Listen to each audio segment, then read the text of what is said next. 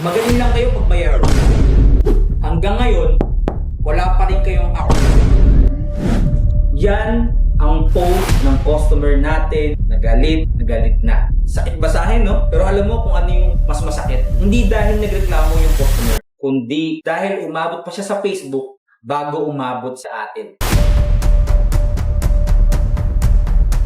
Guys, dahil dyan, pag-usapan natin kung paano mape-prevent ang ganyang reklamo. Gagawa tayo ng sistema at tatawagin natin complaint handling process. Hindi natin kayang pigilan ang lahat ng problema, pero kaya natin kontrolin kung paano tayo magre-react. May 5 step tayong gagawin para sa ating complaint handling process. Step 1. Kapag may complaint, huwag makipagtalo.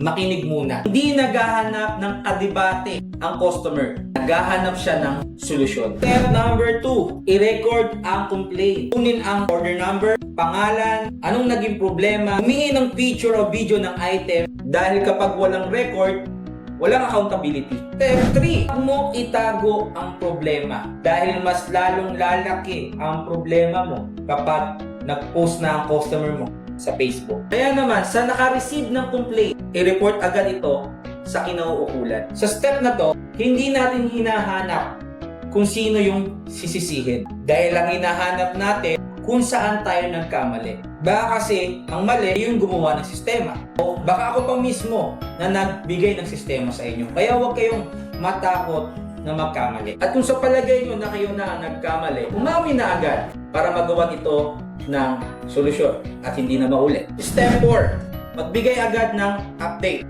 Kahit wala pang solusyon, sabihin lang, Ma'am Sir, inaasikaso na po namin. Tandaan, mas naiinis ang customer sa katahimikan kaysa sa delay. Hindi trabaho ng customer ang mag-follow up.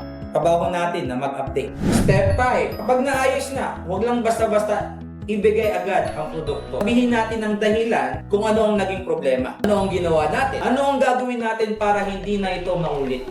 Tandaan, hindi sapat ang sorry. Mas importante na hindi na ito mauulit. Para sa mga kapwa ko, small business owner, habang lumalaki ang negosyo natin, mas dadami ang complaint. Hindi dahil pangit ang negosyo mo, kundi dahil marami na tayong customer. Gumana sa akin, baka gumana rin sa'yo. Gumawa rin kayo ng complaint handling process dahil ang mabilis na action, mas malaking advertisement. Hindi customer ang kalaban natin, kundi ang mabagal na sistema. Ang complaint na naaayos, pwedeng maging isang loyal customer.